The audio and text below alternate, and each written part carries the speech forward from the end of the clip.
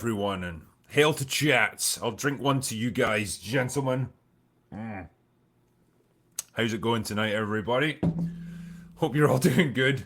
Yeah, it's been a while since I've done one of these Ask the Drinker streams, and you know what? I've decided I really enjoy doing them. It's nice to just have a bit of time, me and you, shooting the breeze, seeing what the fuck's going on, and me having a bit of a rant about modern TV. And damn, man, there's plenty to rant about tonight. What can I tell you? It's a good, the bad, and the ugly kind of situation. Andor is still relatively good. House of the Dragon is really good now. It's getting pretty interesting. Rings of Power is becoming increasingly shit, if that was possible. And there's She-Hulk. Fucking hell, man. We should probably get this. What do you reckon? Should we get She-Hulk out of the way first? This show, man, has become like my own personal trial of endurance. I have seen shit in my life. Like, I have seen garbage TV shows, but this is up there with the worst of them. And every week it gets worse somehow. Shock, indeed, yeah. That's what people in chat are saying. I mean, okay. I feel like every episode is something that you can literally break down with a single sentence. Like Jen tries her hand at dating, or Jen goes to a wedding, or in this case, Jen goes to therapy. Uh, what is this show? All right. So, I mean, the gist is that she met a dude at the wedding in the previous episode, and she starts dating him, and they go on a couple of dates and hit it off, and then she sleeps with him, and then he ghosts her. And she's trying to decide whether or not she should text him, because she's wants to know what's happened. And that is essentially the first half of the episode. It's just Jen looking at her phone, waiting for waiting for a guy to text her. Fucking gripping stuff.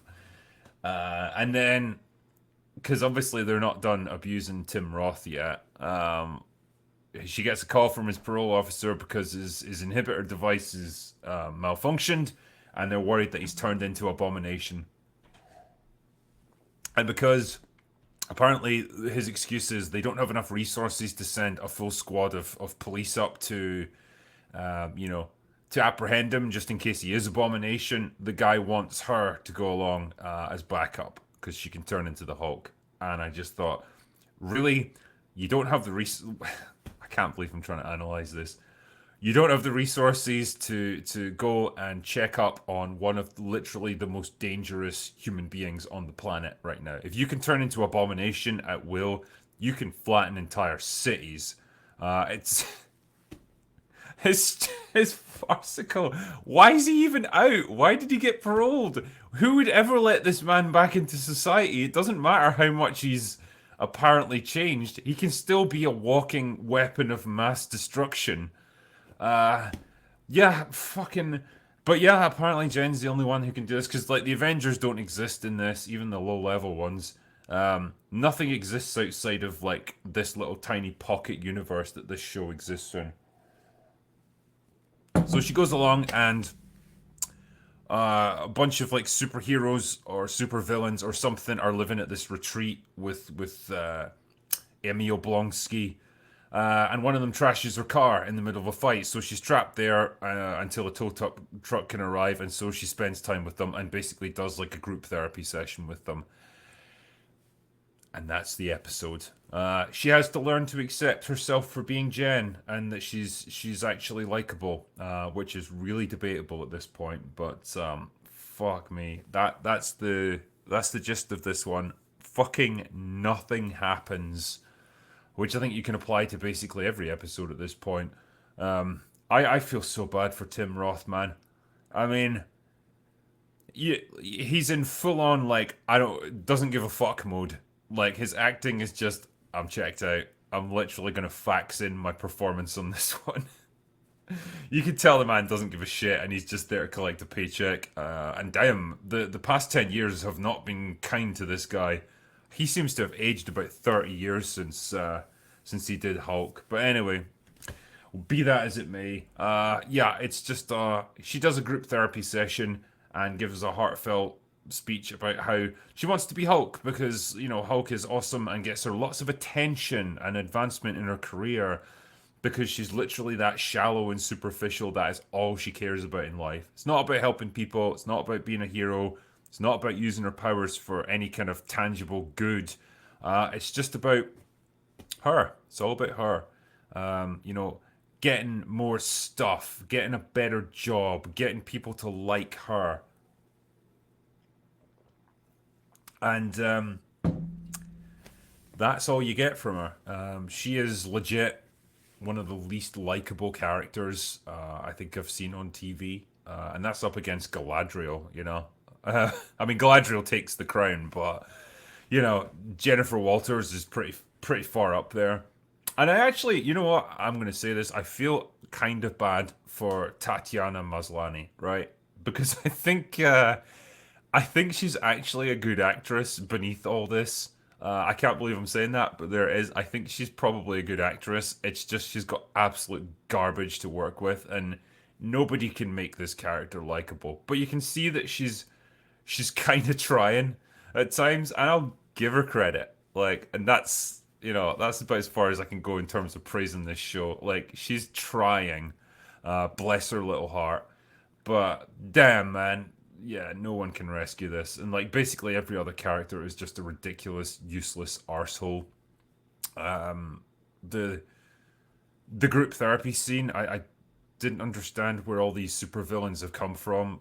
This is a world now where there's just Immortal Man, who's been around for hundreds of years apparently. No one knew about him until this show. None of it makes any sense. The best I can say is well that, but also they didn't ruin Daredevil because he hasn't been brought in yet. And literally that's all they got at this point. Everyone's waiting for Daredevil to show up, and they're waiting to see how the show ruins him. I think they'll save it for the finale because that's the only thing that's going to keep people watching. But holy fuck, it boggles the mind that a show like this actually got commissioned. It's a travesty, and it's an absolute insult to the very concept of entertainment and storytelling. Can't wait to review it. Jesus. Yeah. What is up, Wade the Slade Wilson? I'm looking forward to seeing you performing opposite Hugh Jackman. Bless Ryan Reynolds. He's finally managed to get Hugh Jackman to do a Wolverine performance with him. Don't know how he did it. Don't know how much money he had to throw at Hugh Jackman. Don't know how much dick he had to suck. I'm sure he was up for it no matter what it was. But they're doing it finally. I just hope, I hope they don't completely ruin Logan. After seeing his final movie, his final performance, it would have been, it would have been fine for him to just say, right, I'm done with playing Wolverine now. And I don't want to come back to it because I'm not going to be able to top that. But he's coming back. I know this Daredevil's kind of a comedy, and it doesn't really exist within the normal continuity, so you can pretty much do whatever. But hey, I'm sure they'll have fun together no matter what. So seeing Hugh Jackman put on the claws one more time, I'm up for it, man. I was just thinking as well there about older characters that are being now updated. Obviously they're doing a new Fantastic Four, and they're doing a new Blade, which they can fuck right off with. Wesley Snipes is Blade as far as I'm concerned, and you're not going to top his performance. But yeah, that movie's in trouble apparently. The director's quit. Masahala Ali is pissed off because the script isn't working. And wow, it's shaping up to be another Marvel clusterfuck. Who knew? I just never would have trusted Marvel to do a movie like this in the first place, an R-rated Blade. I just don't think they've got it in them. And I can't imagine how they're going to make it work. So yeah, I'm looking forward to that one going down the shitter. Yeah. So, yeah, we were all asking for a new Fantastic Four. Yeah, indeed, we can't wait for another one. Yeah, fuck's sake. Yeah, it's failed twice, but who knows? Maybe third time's the charm, I guess. I'm not holding out much hope. Drinker, what's your favorite Shrek? Probably the first one, I would say. They kind of start to go downhill. Like I think Shrek is a law of diminishing returns for me. So yeah, probably the first one was the best for me. It's the one with the giant gingerbread man at the end, I think, isn't it? I love that bit when when it's playing "I Need a Hero." Yeah, I'm scared for the Marvel Blade. You fucking should be, man. Captain Manhole. Who is excited? Who in chat is excited for the Marvels? I should ask that question actually. I can't wait to see the trailer, man. The the ratio on that trailer, unless it's something spectacular, it's going to put the Little Mermaid to shame. Honestly, man, at this point, it's fun to just sit back and watch the world burn. I'm past the point of caring now. But hey, there is little rays of light. I am watching House of the Dragon, and as I was saying the other day when Muller and I were talking about it, I'm enjoying it. I honestly like. I've gone on record in the past, like before it came out, just saying like, who the fuck wanted this weird prequel spin-off show from Game of Thrones? Like, there's no interest there. It's just another distraction for George, so he doesn't have to write Winds of Winter. Seems like it's going to be shit. Uh, and yet, wow, it's turned out to be pretty good so far. It's not gripping me in the same way that Game of Thrones did, and I'm still waiting for that to kick in. It's a slow burn, and it's gradually building up for me, like my interest in it and my investment in it. But it's definitely getting there, and I think, like I said on my super chat catch up the other day, it feels more like The Crown. That British drama about the monarchy here. It feels more like The Crown than Game of Thrones, if that makes sense.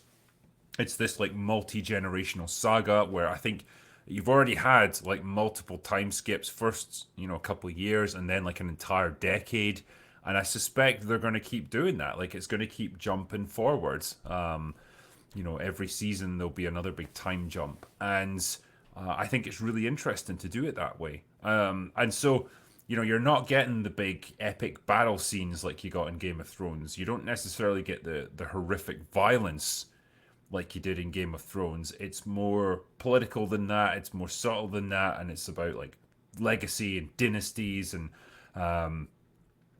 bloodlines and finding the line of succession for the throne.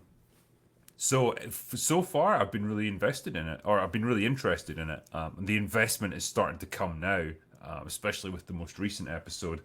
And as Muller and I were saying, like we're really enjoying Paddy Considine in it. Like he's playing a good character. He's a really good actor, and like obviously he's not going to be around in the show that much longer. So we're just making the most of him while he's here because it's just great to see him. I feel sorry for Viserys. I feel like just leave the guy alone. Let him retire. He just wants to build his Lego city. Just he's like a dude now with like a model railway or something. He's got his hobbies. That's all he wants to do. He doesn't want to be king anymore. Let him rest. So there's that, and so it's at least a ray of light, I suppose, in the media landscape right now. Oh, what was my view on Fight Club? I fucking love it. I've done a review of it. I gave it a drinker recommends, in fact. So, yeah, not much more I can say beyond that. I think it's a fantastic film, and everyone should watch it. And I think it's more relevant now than it's ever been. Like I know, at the time, it was particularly, you know, it was particularly conscious of its time. About the Generation Xers who were getting out into the world and finding that it was all just a big corporate lie, and everything was a bit shit at the end of the 90s. But damn, man, like the fundamental message about men need conflict, they need hardship, they need some kind of challenge to overcome, they need an outlet for aggression. that's as relevant now as it's ever been, particularly now actually, because they seem to be doing their absolute finest to turn men into absolute useless pussies. So yeah, a movie like that makes some pretty valid points about what it actually means to be a dude. Yeah, what someone said here, I missed the '90s. Yeah, there it is.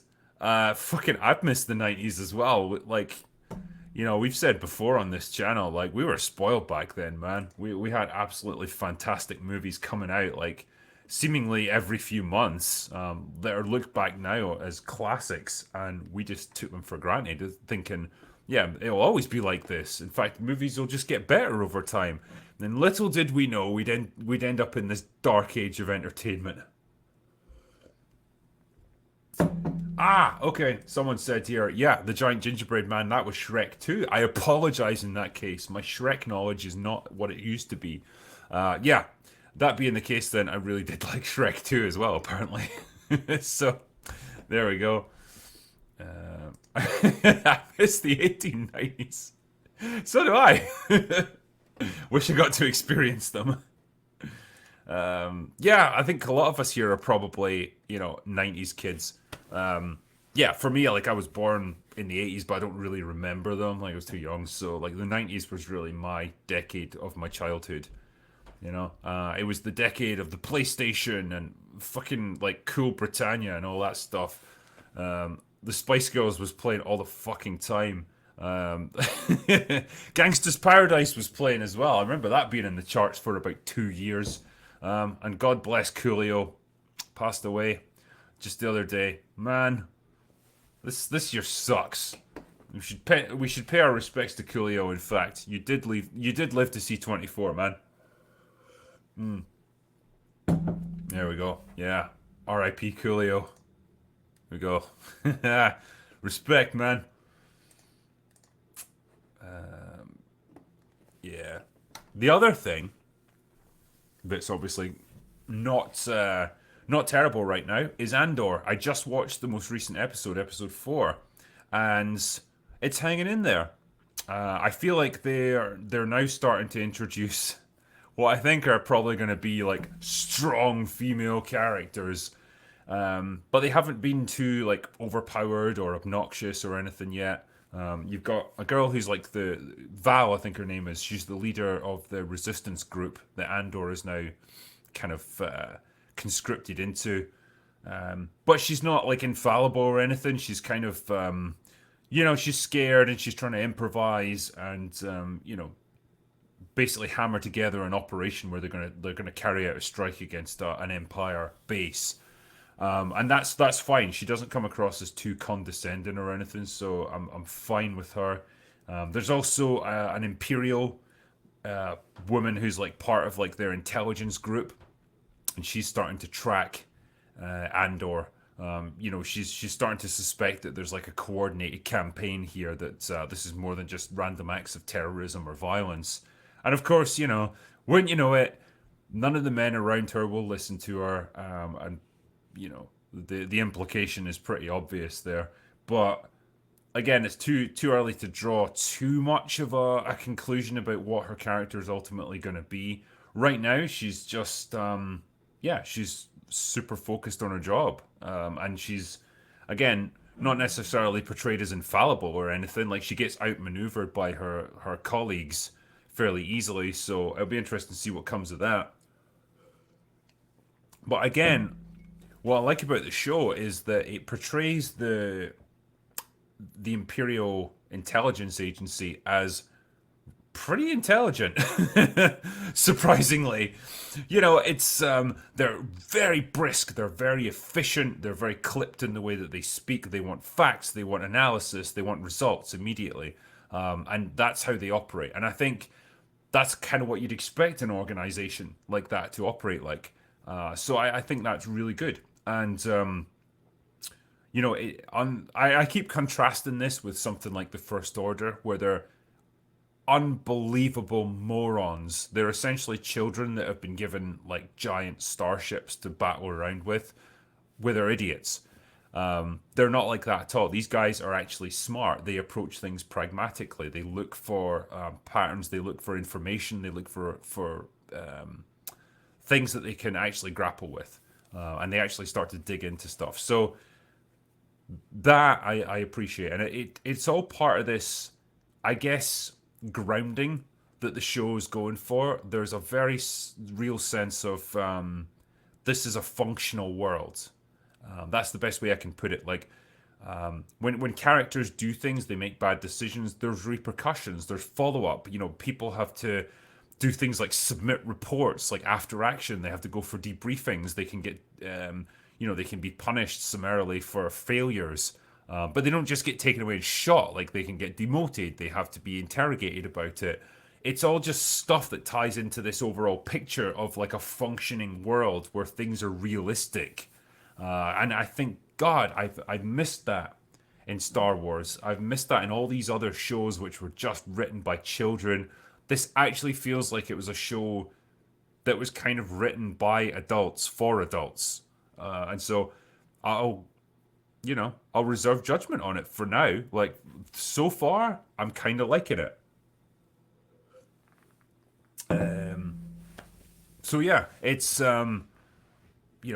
far from like a perfect show. Like it's no Breaking Bad or anything like that. But yeah, I must admit, so far it's the best TV show in the Star Wars universe that Disney have put out by a long way. And I know that's a really fucking low bar, but that's where I stand with it. It's way better than The Mandalorian. It's fucking miles better than garbage like Boba Fett, and it's way better than Obi-Wan. So yeah, it's really feels like it was made by a whole different creative team. Uh,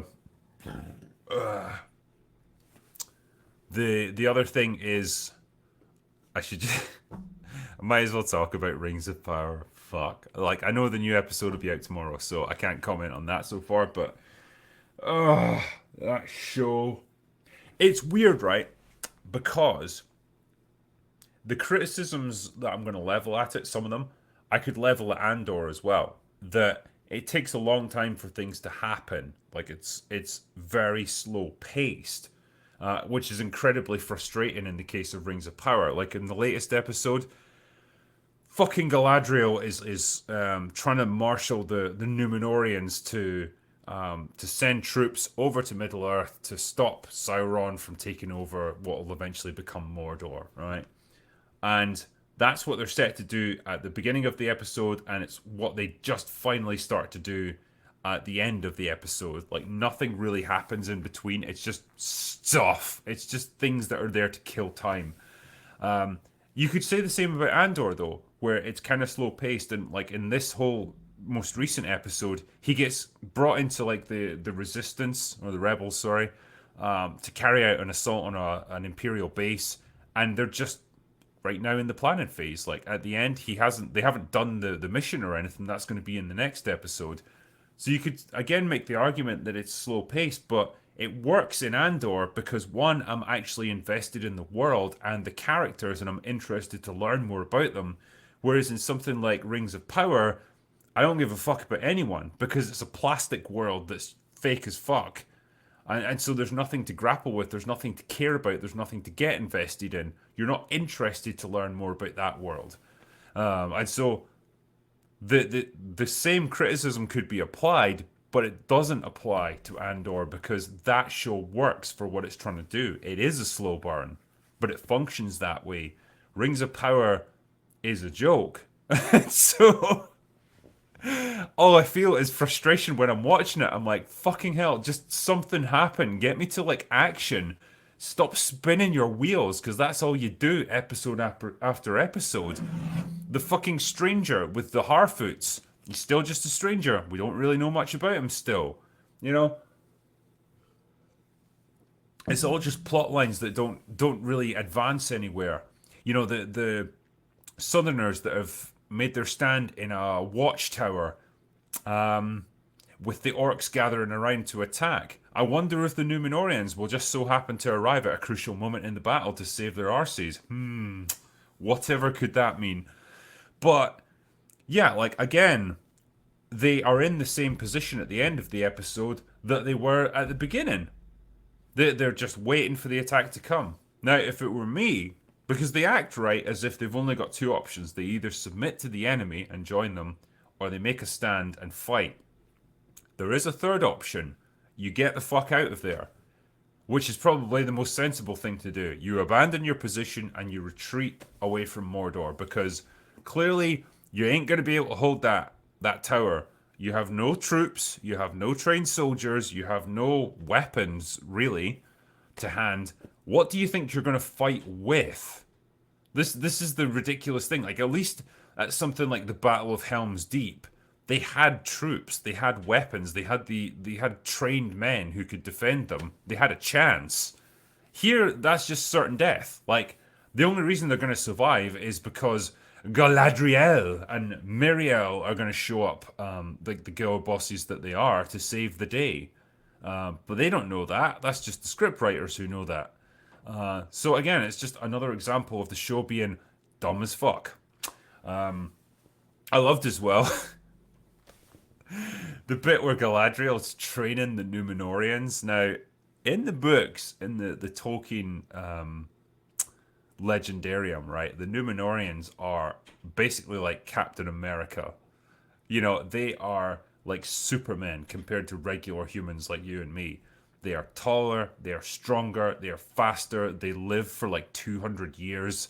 They are superior in every way. And so if she was to go toe to toe with one of them, she would have her work cut out for her because they are no pushovers. But here they are portrayed as, for some reason, right? Every one of their soldiers is like a teenage boy or girl, because there's girls in this army. Because fucking like a 5'2" girl is gonna strike fear into the heart of any orc. Clearly, yeah, that's what they have to fight with, and they look like they have never lifted a sword in their life or been near a gym or anything. Like they're like little boys and girls.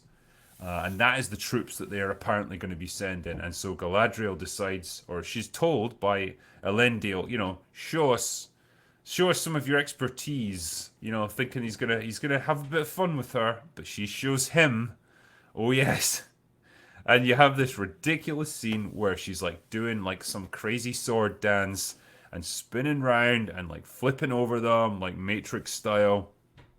And she's given out absolutely useless pieces of advice like you fight with your feet and not your arms. Like it's not about strength, it's about speed. Try telling that to literally every single medieval soldier that's ever lived, or any soldier throughout history. You absolutely do fight with strength. Speed and technique and stuff are useful, to be sure. But if you are swinging a sword at someone in a pitched battle, medieval warfare, your ability to knock them on their arse and hack them to pieces is gonna trump their speed any day of the fucking week. Like, this is how medieval battles were fought. It was through, like, knights were big fucking dudes because they had to wear armor that weighed like 50, 60, 70 pounds to going into battle. They had to carry heavy broadswords. And they had to be able to do all that and fight and run, and you had to be a big guy to be able to do all of that and fight effectively. You wouldn't be able to get by otherwise. But in this wonderful show, yeah, sure, like you can be a 100-pound girl and wipe the floor with like 5, 6 people simultaneously, no problem. So yeah. It's dumb as fuck, and I just, you know, I think about movies like the Peter Jackson trilogy, like the amazing experience of watching that, feeling like it's a real world, almost feeling like there's an element of believability to it, feeling like the characters could be real people. Doing these or put up against these incredible odds and these incredible situations, and it just felt amazing to see things like that. It was like the triumph of the human spirit. This is just garbage. That's all it is. It's a total insult to Tolkien's legacy, and I'm not going to labor the point because it's been said before. So But that's what it's been so far. It's a joke. It's written by hack writers who don't have a clue what they're doing, don't understand the world that they're working with, and probably don't appreciate the incredible opportunity they've been given to do all this stuff. But that's it. They've been given the keys to the kingdom, and they've so far they've shat all over it. So yeah, great stuff. Thanks, guys. Fuck again. I sit back and watch the world burn. Like I've got my fine whiskey here. I've got a really nice glass to drink it in as well. This, just for anyone who's wondering, it's Old Putney whiskey, and it's really good. Um, yeah, the distillery is just near the coast, so there's actually the salt air actually leaches into the barrels slightly, and you get a slightly salty undertone to the whiskey. So fucking good. Anyway, drink them if you got them because we really need them these days. So that's where I'm at with the state of entertainment right now. I've got these four different shows that I'm watching. I also have to say, on a really much brighter note, finished Cobra Kai season 5, I think it is the most recent season, and fuck me, it's so good. Still loving it. Still got totally invested in it. Love the characters. Love this world. This crazy, fucking ridiculous karate world that they've created. God bless them. I think they've done a fantastic job with it. I'm going to be so sad when it ends, but what a ride it's been. I've loved it. I was genuinely on the edge of my seat with some of the fights at the end because there's like, we're now in this world now where like characters are fighting with real weapons where they could actually kill each other, and it feels like the show might do it. And oh, so fucking good. I might actually do a stream. I'll get like I know Jeremy from Geeks and Gamers is proper into that show as well, and a few other people, and just have a little chat about the latest season because it's just been glorious. Love it.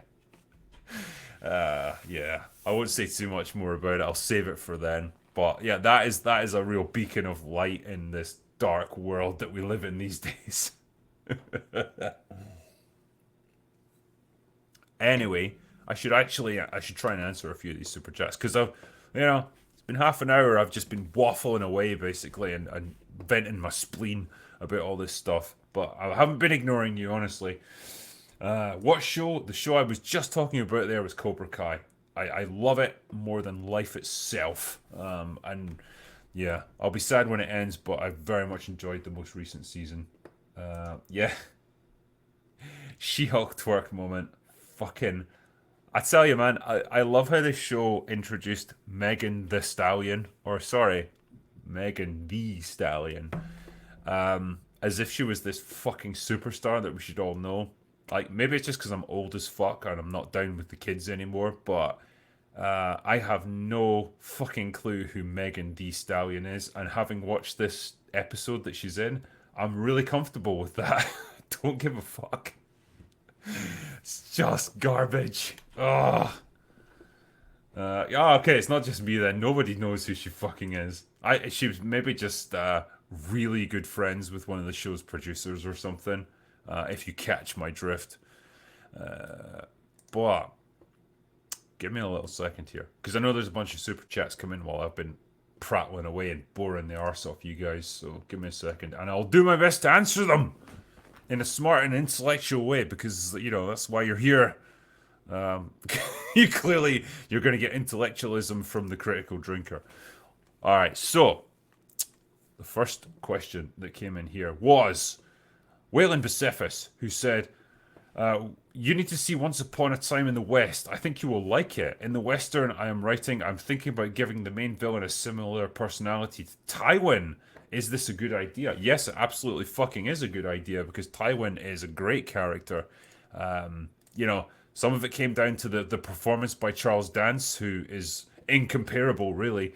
But yeah, like, I love his combination of like ruthless intellect and actual, not compassion, but like he does care deeply about his family. But he's a pragmatist ultimately, and he's a man who gets results. And I think if he'd been sat on the Iron Throne, like, you could have avoided a lot of the insanity that actually happened in that show. Like, Tywin would have sorted that shit out It's just a shame that Tyrion had to fucking kill him. But yeah, I would absolutely go down that route of having a villain like him. He's like the ultimate patriarch of a family. Waxy said, "What would you rather watch for the rest of your life, She-Hulk or Rings of Power?" Oh fuck! I think either way, I'd blow my brains out. But yeah, if I had to choose, probably Rings of Power, just because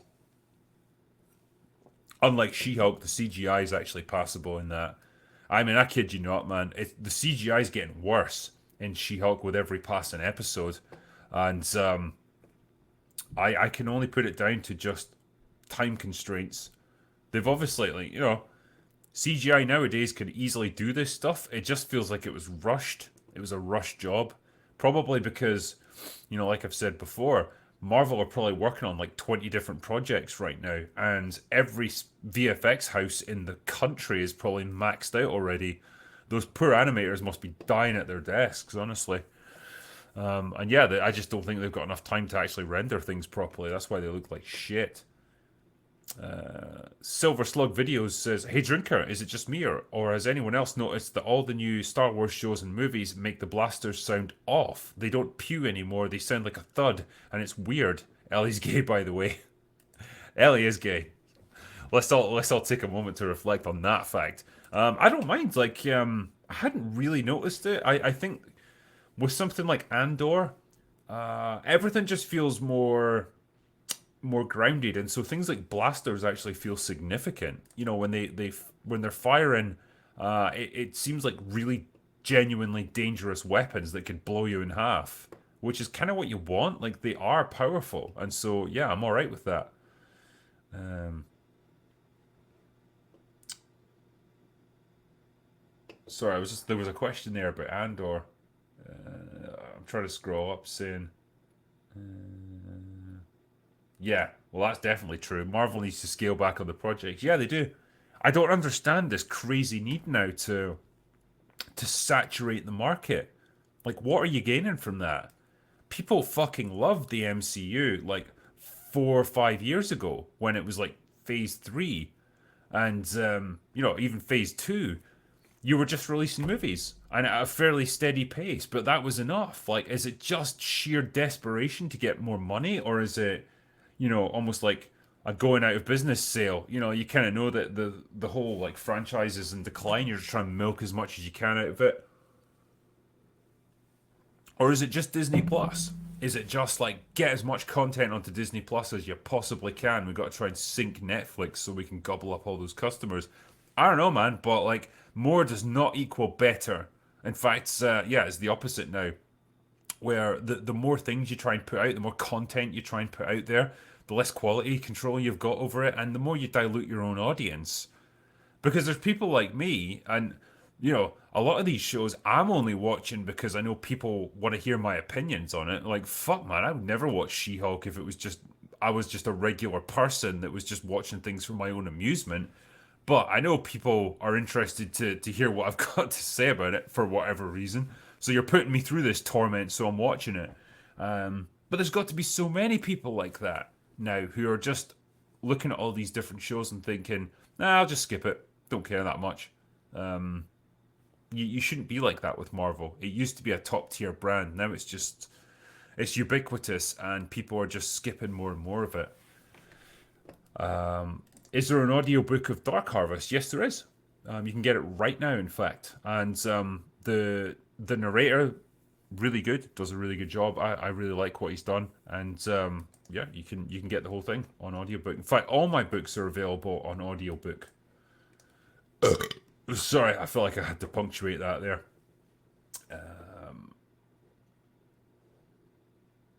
Oh, here's a question. Yeah, do I have a favorite Marvel movie? So probably it's going to be one involving Captain America.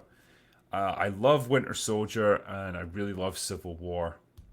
Probably those two are two of my favorites. Like particularly Civil War because I think it just deals with such interesting ideas and there's so many great scenes between Cap and Tony.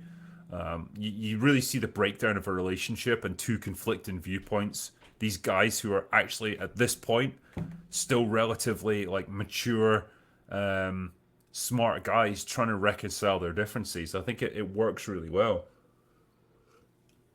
And I'm always going to have like a special place in my heart for the first Iron Man movie because it's the film that kicked it all off, and I think even now it still ranks up there as one of the best. I love Tony as a character. I love the way they introduce him. I love, you know, Robert Downey Jr.'s performance. I love all the technology porn that you get in that film. You know, the fact that you really get to see his suit getting constructed, and even the first time he takes it out for a test flight, all the fucking machinery that has to come together for it to work. That sort of thing just really appeals to me. I think it's great, and it's a shame because it's stuff that they gradually phased out over time.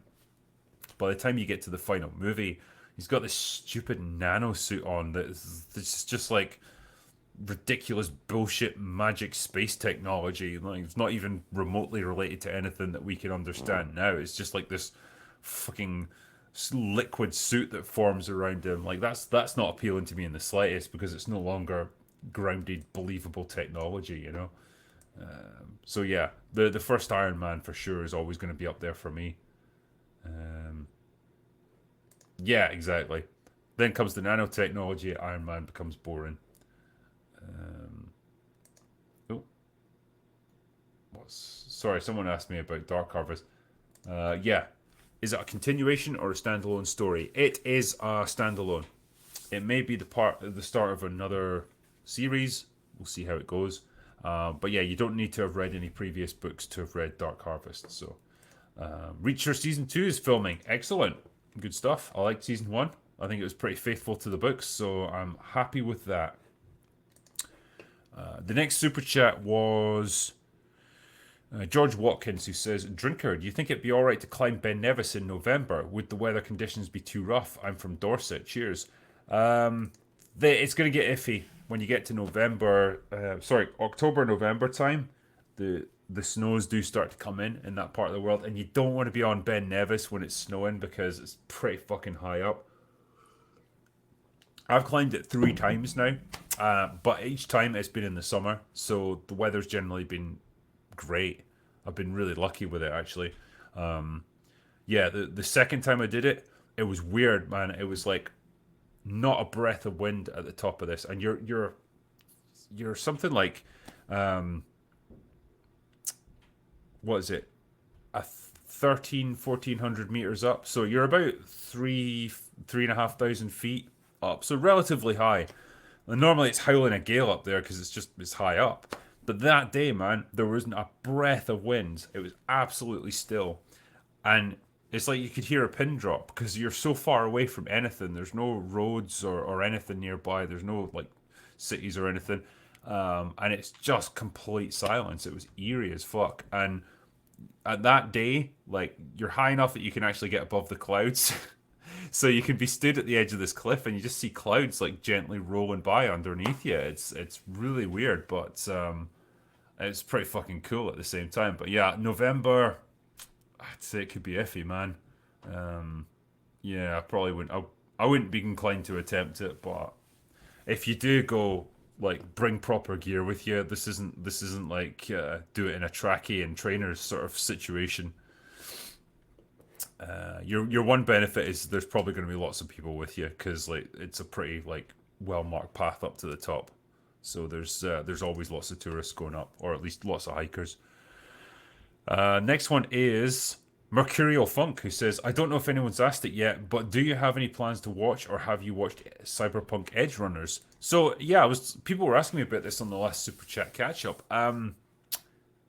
Like I'm up for watching it. Like I don't really know much about the Cyberpunk universe, so I don't have much to compare it to. I would just be watching it on its own merits. But I've heard good things about it, man. People are saying it's really good, so I'll give it a go. Best I can say. Um, yeah. Hopefully it's going to be the next Arcane or something. We'll see.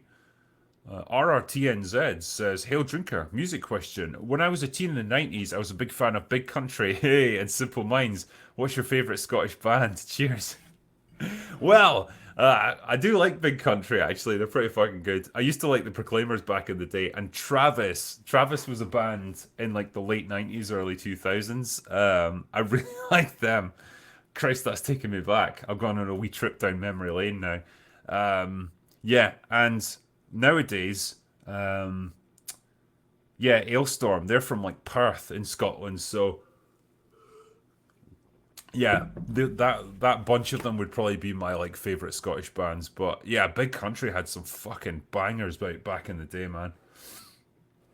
Uh, yeah, I was talking about Deadpool earlier, Deadpool 3. So yeah, I just you know, I know they're just gonna have a dick around with it, so it's not gonna be taken too seriously. Like, I kind of hope that Hugh Jackman would have just left Wolverine behind after doing Logan because that was a pretty fucking fitting send off for the character.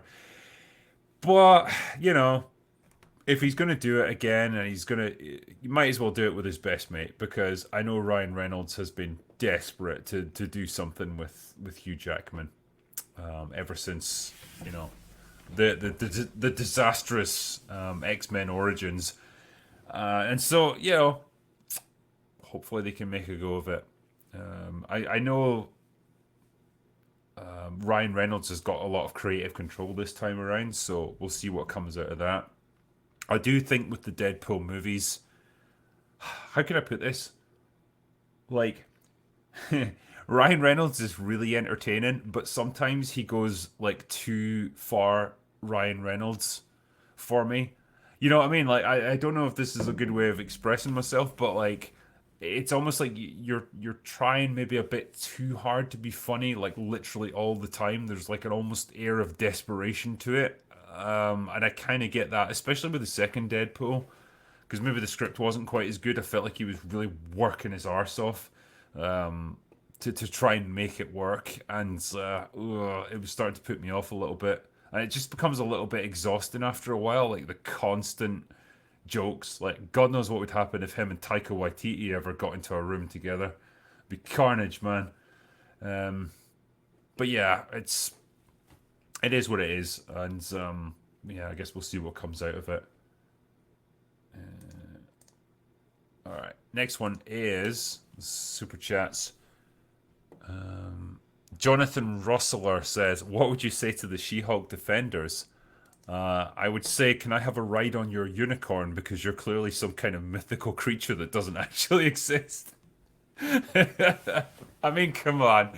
There can't be many people who actually defend this show, but if there are, I would say, look, there is help available for you.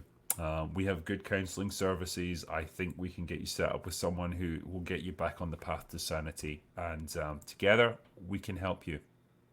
That would be my message to them.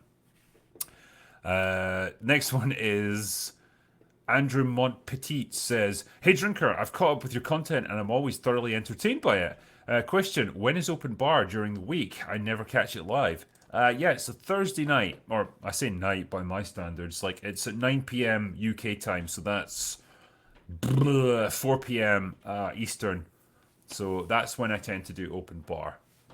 It's every 2 weeks. So tonight, obviously, it's just me doing whatever, or you know, some weeks like this, I'll do a happy hour or something like that. But yeah, every 2 weeks is when I do open bar. Someone's asking if I'm drunk enough. Yeah, I am not actually. I am still working on it, but I've got plenty of booze here. So you also say watch our Triple R. I've seen it and reviewed it. Haven't you seen my video already? Yeah, go back through my videos. You'll see it there. I loved that movie. I thought it was great fun. Zagros Ozcan says, "Drinker, you uncensored woke movie destroying whiskey drinking speaker of truth. The couch behind you is used to honour the dead where I am from. Apologise for the sacrilege and send me the couch." A brown suede sofa. That's normally where the critical doggo goes, actually, but just she's in the living room right now. Or there's two critical doggos now, in fact, and they're both in there. So yeah, once a greyhound goes to sleep for the night, that's it. You don't fuck with them. So yeah, they're not here right now. But yeah, that's where at least one of them likes to lie because it's extremely comfy. It looks like absolute shit, but it's so fucking comfy to sit on.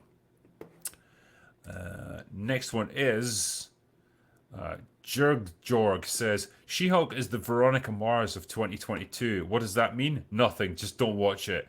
Now, Rings of Power is cancerous. They warp Tolkien into bland trite." That's it, yeah. I mean, I think Rings of Power is the more offensive of the two in a lot of ways. Although it looks better, and perhaps the quality of it is marginally better. But yeah, you're talking about a much more beloved world that they're working with, and that's the problem with She-Hulk. No one really gave a fuck about it anyway, so it's not like they're messing up something that was beloved by loads of people. Rings of Power is a whole different ball game. Jeffrey Shaw says, "What happened to the inhibitor? Don't know. Where were the Abomination's wives? Don't know. Are all these people superpowered? Don't know. How did the guy take her blood without her realizing it? Don't know." There's so many questions. Yeah, it's garbage. The writers don't care, so why the fuck should we? Next question is Russell says Galadriel reminds me of Greta Thunberg. You have a very valid point, but I hate the way you're putting it across. I think that's the difference though. Like Galadriel usually doesn't even have a valid point. She's just like, give me my way because I say so. She manipulates people into doing what she wants. She treats people that she needs to win their cooperation like absolute shit. She's arrogant. She's condescending. She's aggressive. I don't know what there is to like about that character. There's literally nothing. It's not like she's even preaching a particularly good message. Silver Slug Videos says, P.S. I rewatch your Gina Carano video all the time and it brings me to tears, and I plan on telling that tale to my future daughter as a bedtime story. Yeah, unfortunately it doesn't have a happy ending, so yeah. Never mind. I guess that was, yeah. That's what happens when you cross Disney, I guess. Jar of Mayo says Indiana Jones versus Nathan Drake versus Lara Croft. Who wins? Well, if it was written by Disney, Lara Croft would kill all of them without difficulty. The question is really, which Lara Croft are you talking about? Is it the cool, awesome, kick-ass, empowered adventurer that we got back in the 90s? Or is it the sad sack with daddy issues who cries all the time while killing people by the dozen that we have now? I'm not sure. But yeah, I think if I had to pick between them, I think classic Lara Croft would probably take them. You know, Nathan Drake would probably outdo Indiana Jones because he's more physically capable than Indy is, and Lara Croft is better with the guns, so I think she'd probably take out all of them. Unhinged says, "My continuation of your She-Hulk suffering. I love you." Sorry, my contribution to your She-Hulk suffering. It really is suffering, man. I was talking with Gary about this earlier, and he was saying like he had to keep pausing it, like he's trying to get through the latest episode. He had to keep stopping every like 5 minutes because it's like I need a break. It's too stupid. I need to go and do something else for a while. Oh, and I just said like, yeah, I feel your pain. I don't know what to say, man. It's absolute trash. Emmanuel Milner says that burp came from the soul. It did indeed, yeah. As all my burps do. RRTNZ says, suggestion, Drinker's top 5 films I saw with my dad. You, Mahler, and many of us had great movie experiences with our dads, e.g. saw Star Wars in 1977 with my late father. Maybe for Father's Day next year. That would actually be really nice, actually, when you say that. That could possibly be the most wholesome stream that I'll ever do. But yeah, I like that idea because, you know, a lot of the films that I've done, particularly on my second channel when I'm doing the extra shots, like Hunt for Red October or Where Eagles Dare and stuff like that, I have just got such fond memories of watching those films for the first time with my dad. And probably everyone has got recollections like that. Predator and stuff, like other movies that I watched with my father. That he's the guy who kind of introduced me to a lot of this stuff. And yeah, I'm really grateful for that. And, you know, for that reason, you have great associations with films like that. And it would be cool to share some of those memories, I suppose, with, you know, with other people and compare notes. Yes, the spy who loved me. Your dad showed you that. He was a man of distinction and culture. You had a good dad right there. Oh, watching Jaws with your dad. That's a fucking good one. Yeah, I remember that one too. I think I was with my dad when I watched that too. Yeah, if your dad took you to the movies in 1977 to see the original Star Wars, fucking hell, that's an experience you can't replicate. Yes, that's he showed me Predator in '87. There you go. That's the point where your dad says, "Son, it's time to become a man." No, in fact, it's time to become a goddamn sexual tyrannosaurus. Ah, man. What are we gonna look back on, 20 years from now? Kids are gonna be like, yeah, my two mums took me to see She-Hulk. I joke, but there we are. Um, Doey says House of the Dragon is mid. I feel like where does this mid thing come from? That's one of the sayings I need to get away from. Like, this was mid. Say mediocre at least. I feel like I'm watching a different show than Gary and Muller, or maybe I just have fresh eyes because I'm not watching She-Hulk and Rings of Power. I mean, there could be an element of that, yeah. I'd like to think that the three of us together are relatively objective about it, particularly Muller. He's like the prince of objectivity. And I don't know. I guess with House of the Dragon, there's kind of a lot to appreciate. A lot of little details, a lot of little acting quirks and tidbits thrown to you. Some of it is going to come down to them just having a good cast of actors, but some of it as well is like the dialogue. I think is good. The writing's good. I don't know what to say. You I can't make you like it, but I think there's definitely potential there. Dragon of Dragons says E. Thank you. I agree. Kevin O'Neill says, from one drinker to another, what's the weirdest place you've ever woken up? I'll go first. The trunk of my own car. Damn, man. That is, yeah, that is bad times. I woke up in a field one time. Now, in my defense, I was camping. It was, what the fuck was I doing? Yeah, I was an extra in a movie, right? And they were filming it up in the Highlands of Scotland at some like country estate thing.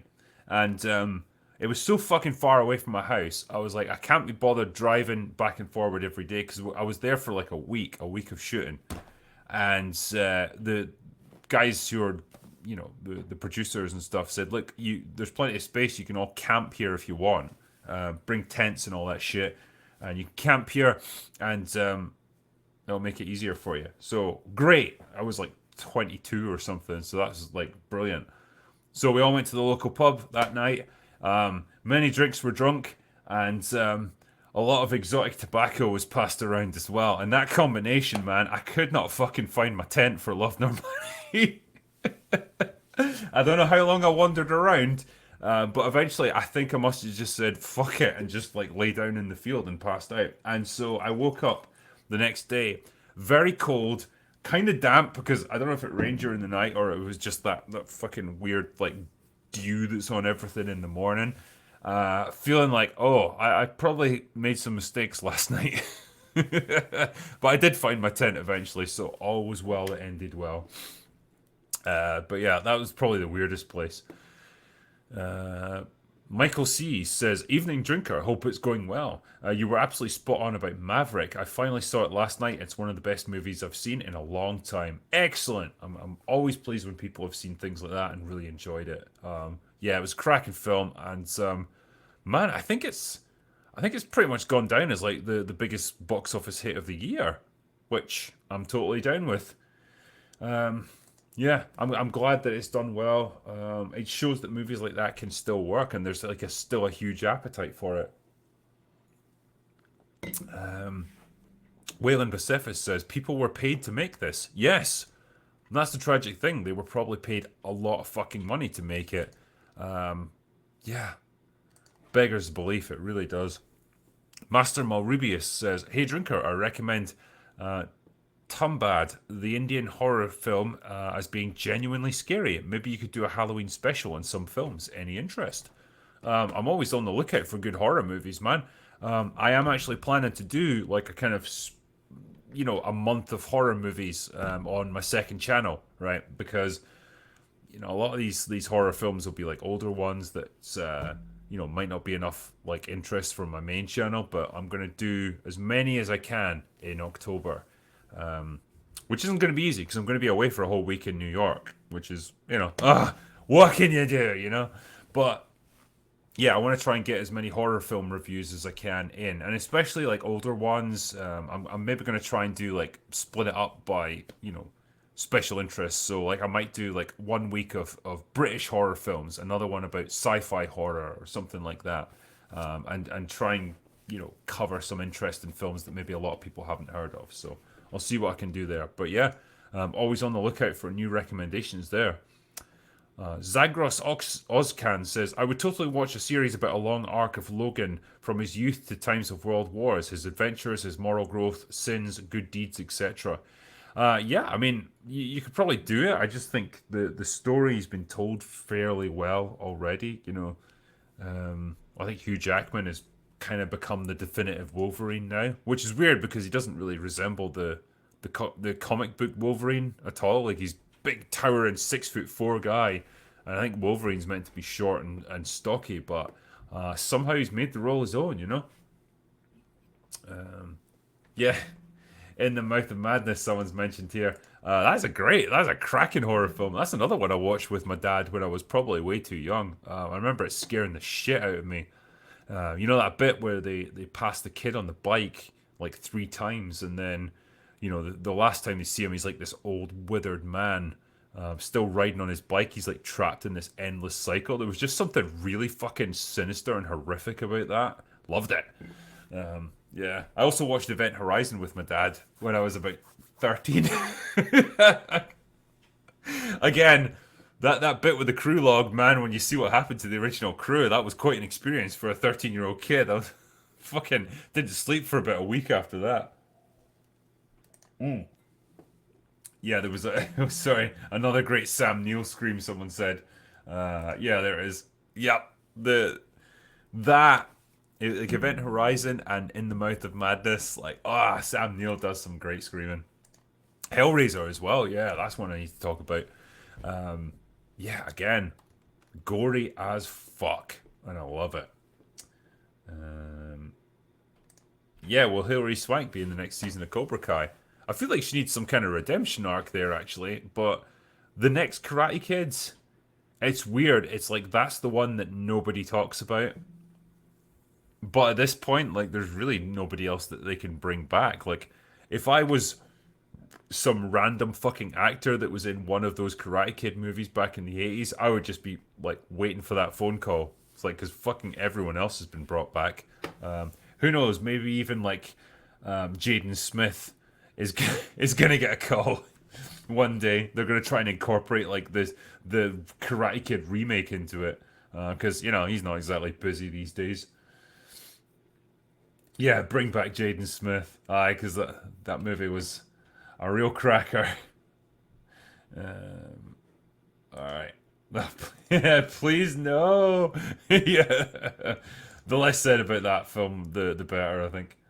Chosen though. Oh, love that guy. And when he first got brought in, I thought, I'm not sure about this. It feels like maybe you're gonna make this character overstay his welcome because he was fine for a little cameo in the previous season, but the actor's great. Like he really made it his own. He's funny, and yeah, I was really rooting for him by the end. He became one of my favorites actually. T Perfect says She-Hulk makes Batwoman look like the Godfather. Yeah, it's a race to the bottom, I think, and we're getting there pretty quickly. Hayakin says, does the drinker have a favorite video that he made? Oh, that's interesting, actually. Like, what's my favorite of my own videos? I don't know. The one a lot of people point out to me is why the past mattered, or matters. Sorry, that seemed to strike a real chord with people. I do quite like it. I think, you know, I'm not some like fucking lyrical master or anything, but I at least managed to get my thoughts down in a pretty cohesive manner for that video, and I got my point across, I think. So I do like that. I quite like as well my reviews that I did of Prometheus and Alien Covenant. They were relatively long by my standards. They were like 20 minutes each, so like fairly long drinker videos, but I went into quite a lot of detail about the problems with those movies. And yeah, I feel like looking back, I did a pretty good job with that, I guess. So yeah, that would be my favorites, probably. Jamie Converse gave me 10 US dollars, so thank you, sir. West Van Cat says, "What's the best score that you've ever heard in a film?" Oh, God, there's so many. I mean, like, you've got iconic ones like the Jaws tune, like Jurassic Park, that Terminator score, like, how does that not get you pumped? The fucking Rocky soundtrack, like any one of those songs will get you ready for the gym, man. Like there's so many. I don't think I could ever possibly pick from them. But yeah, like we've had some great scores over the years. I love the James Horner soundtrack for Aliens, like that bit where Ripley is trying to escape from the alien nest with Newt. Like all of that stuff is like brilliant, like pumping soundtrack, like all the orchestral stuff. It absolutely sets the tone perfectly. So that sort of thing, love it. I do like. I feel like James Horner actually deserves more credit than he gets. So yeah, that sort of thing would be probably in my top tier.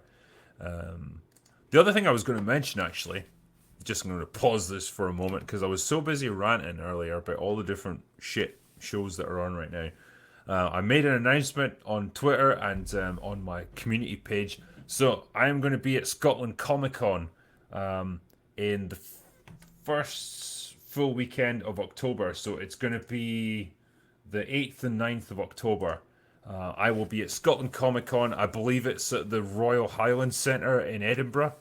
And so, yeah, it's basically my backyard. So why wouldn't I go? So I will be there for Saturday and Sunday. I will be signing merchandise and talking to people and doing a couple of panels, like interviewing folk and like taking questions and all that good stuff. So if you're in the UK and you were interested in meeting me in the flesh, that makes it sound really seedy, like we're gonna fuck or something. You can come along and I will be there for that weekend. So I just wanted to put that announcement out there so people know about it.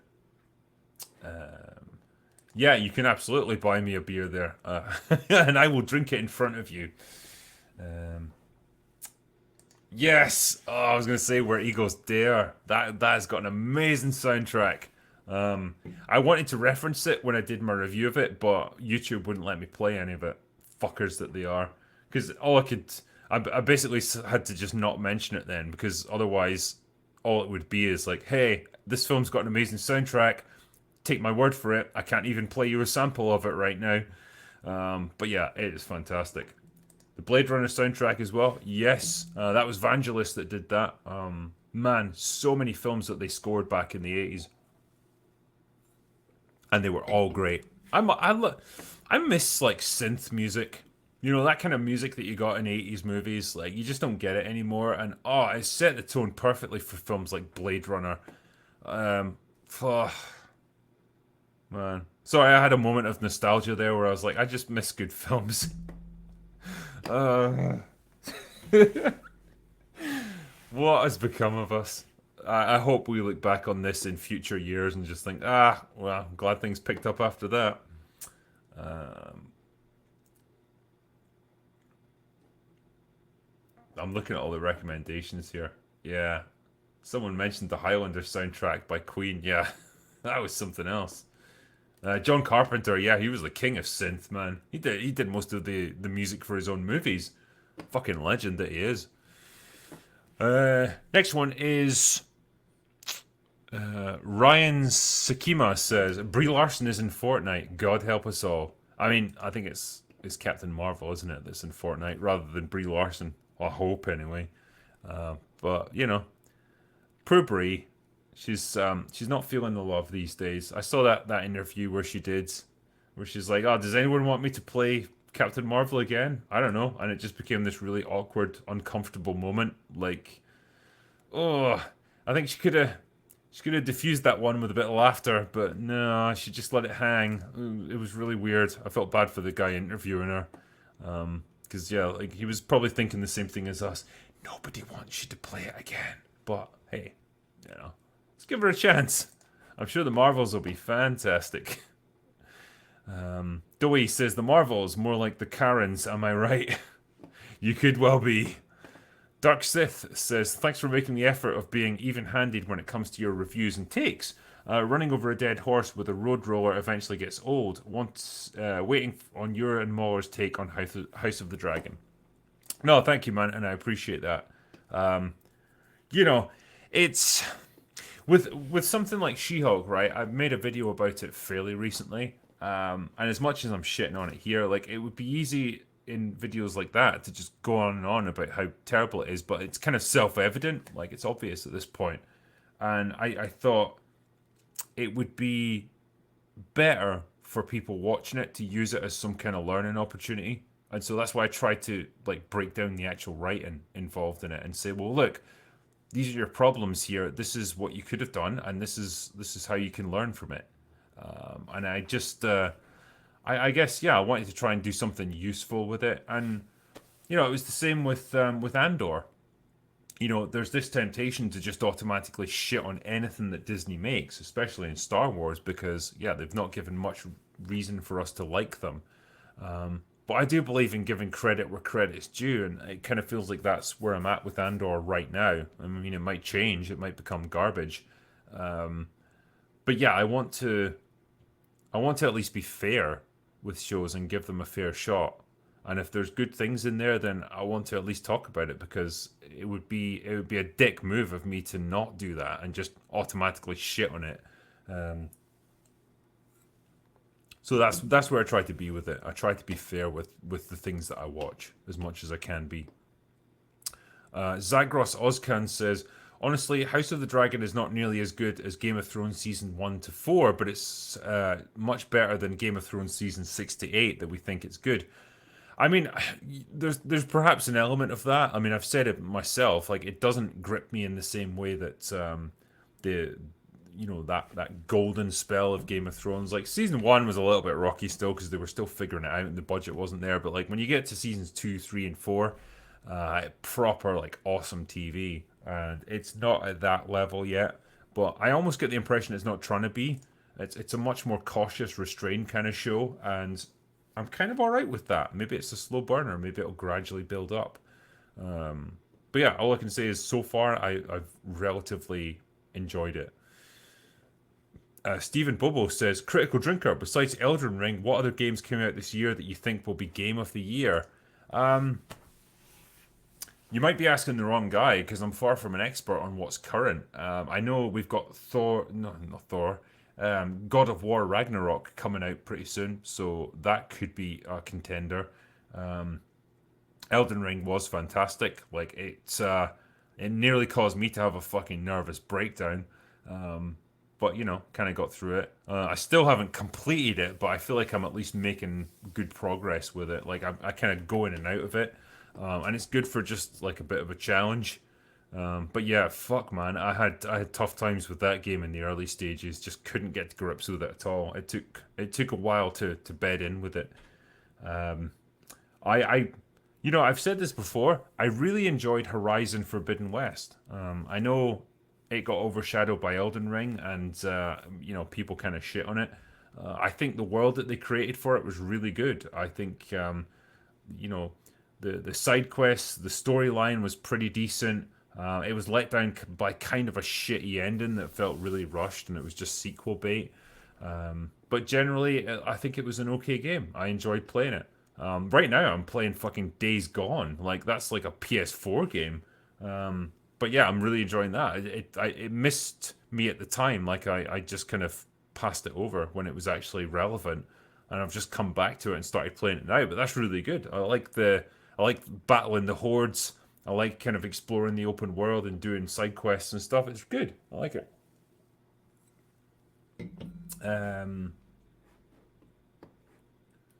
Yeah, here we go. Yeah, I'm just looking at what people have to say here. As a game, it's fantastic. It's just Aloy that's a bitch. It's weird, right? I tell you, she's insufferable as fuck in the first few hours, but it's like she settles down after that and she actually becomes okay. And she gets some good character moments. But it's like they felt like they had to make a statement with her or something in the early stages of the game, and I can see why that puts so many fucking people off. But she actually becomes more likable as the game progresses. She's still kind of a blank slate. It's a funny one. I think they almost wanted to keep her as personality free as possible, just so people could kind of imprint themselves onto her as like an avatar. Yeah, it was an interesting choice, but yeah, I don't think it worked great. She's definitely not like the strongest aspect of it. When I compare her to someone like Nathan Drake, it's like yeah, there's night and day really. Yeah, Elden Ring's a once in a generation game. Nothing's beating it. I'm not going to be beating it anytime soon. That's for fucking sure. I do appreciate the challenge it offers, though, because I bitch as much as the next person about games holding your hands these days, and yeah, Elden Ring doesn't do that. It really punches you in the early stages, but you sort of grit your teeth and you get through those tough early spells, and actually it becomes easier as it progresses, which sounds weird, but like the difficulty curve is almost reversed with Elden Ring. The more you progress through it, the better weapons you've got, like the more powerful your character becomes, and like the more accessible it is. So yeah, it's like if you get through those first few hours, you're probably going to be okay. Yeah, there's a bit of love here for Days Gone. It is a good game. Yeah, I like it. Yeah, what's my thoughts on HBO's Last of Us TV show, Drinker? So don't love Pedro Pascal as Joe. I don't think he's well suited to that role. But that's just me. I'm not a massive Pedro Pascal fan. Um, Otherwise, the sort of look and feel of it looks okay. So I'm cautiously optimistic about it. But yeah, man, I feel like I've been a little bit burned with Last of Us since I played the second game. Like most people, it wasn't great. And it feels like it kind of betrayed the ideas and the messaging of the first one, just to score some cheap brownie points, and I don't appreciate that in the slightest. So yeah, it depends which one it's going to be influenced by, which school of thought, I suppose. Yeah, yeah, of course it'll be bad. Do you like Red Dead Redemption 2? Yes, fucking love it. Fantastic game. Love the world that they created. Love the characters. Yeah, had a blast playing that one, and I was genuinely sad at the end of it. you know, your character doesn't come to a great end, and as it happens, I had shit karma in it because I made some bad decisions, like I often do in life, and so I got the bad ending. So I feel sad about that, but yeah, otherwise a fantastic game, and yeah, I really enjoyed it. Yes, thanks for making me watch Triple R. Good. I want people to watch that. Yeah, you know what? It's nice to watch something that's a bit different because Triple R is different from the kind of Hollywood sludge that we normally get, and I'm pleased that people watched it, and I really, yeah, I had a blast with it. Let me just put this away. I should do some more super chats. Okay. Dustin Neely says, "Ever watch John Borman's Excalibur?" Yes, I did, like way back in the day, because it's a fucking old movie. I remember really liking it, but I was probably like 10, 12 years old at the time, so it's been a long time. But I thought it was great at the time. I need to watch it again, actually. V Vidam says, "Thanks for the great work." Thank you very much, my friend. Alex Shaw says, "Drinker, what's your thoughts on Fringe, the series?" I never really watched Fringe, actually. I don't know. It just never quite appealed to me, so I don't know much about it, mate. I'm sorry. Shawana Bass says, "House of the Dragon is going to be crazy when the real storyline kicks in. The battles are going to be insane. Stick with it." Yeah, well, I mean, it's been a slow burner so far. I think they're laying the groundwork. I mean, clearly shit's going to kick off when Viserys dies. So, yeah, I'm just waiting for that. Cracklin says, "What if in the Marvels a villain kills off all the Mary Sues in horrible ways and the movie ends with their failure and no hope?" I'd watch that. Yeah, I would as well. The thing is, it wouldn't be a no hope situation because if they all died, I'd have hope for the MCU. So I don't know, man. I think it could be okay. Give the people what they want. Obsidian Mug says you collaborated with James Patterson, but in what capacity? Did you guys talk to each other? Did you guys meet? What does it mean to have a book authored by James Patterson? Okay, I'll just say it. Like I wrote 100% of that book. He basically gave it his rubber stamp and just said, "Yes, this is acceptable." Didn't collaborate with him, didn't work with him on the plot or anything like that. They essentially gave me a really broad brief where they said, like, look, we're doing this series of books. They're called book shots, so they're like novellas, like maybe 100, pages, and they're all focused around the different emergency services. So you could do one on SWAT teams or the police, fire department, whatever. And I thought, what have they not done? And the one that I hit upon was the Coast Guard. I was like, okay, I've not seen any books in this series about the Coast Guard. I'll do that, and it's going to be some like heist thing out at sea, and a kind of like Die Hard type adventure story. And so that's what I did. Pitched it to the publishing agent, and they went to James Patterson, and he said apparently that was okay. And so I wrote it, and he said it was acceptable. And I've seen the finished product. It's 99.5% my work. I think they did a few things to bring it like typeface and stuff, and sentence structure slightly more in line with what he does, but that was all. When you're working with an author as high up as him, you're not gonna be flown out to his fucking mansion to meet with him and chat about your ideas for the story or anything like that. It's very much you deal with him through other people. So there it is. That book is basically just me. It's my work, but it's got his name on it. But when you do these co-authoring things, that's what you sign up for. So I don't regret it. Like I got well paid for what I did. So yeah. Anyway, the next one is Dragon of Dragons says, as someone who has watched Blood and Fire, it's good but not the best. Yeah, I mean, fair enough, man. Andrew D says, have you ever watched Hardcore Henry? Yeah, yes. It's all like first person shooter type thing, isn't it? And it's done in like, well, it's meant to be one continuous take. Obviously, it isn't. They do some trickery, but yeah, Hardcore Henry is fucking great. Violent as fuck, just non-stop action throughout the whole film. Absolutely brilliant. Really liked it. Yeah, I miss films like that. Stephen Rossiter says, have you seen the 2018 British horror film Possum starring Sean Harris? It's dark, emotional, complex, disturbing, and the monster is the stuff of pure nightmare fuel. No, actually. Hold on. I want to look up the monster, actually. I'm always interested to see monsters from horror movies. Possum 2018 monster. Show me. Oh, wow. Okay. What we got? It looks like a giant spider with a person's head attached to it. Lovely. Yeah. Oh, looks interesting. I haven't seen it, but not massively keen on spiders, so that would be a pretty effective horror film for me. So yeah, okay. I remember actually when I was probably, I don't know, 10, 12 years old, I was going to bed and I was just starting to fall asleep, and I could hear this like scrabbling noise on the wall beside me. I was like, what the fuck is that? And it kept happening, and eventually I was like, oh, I'll switch on the light.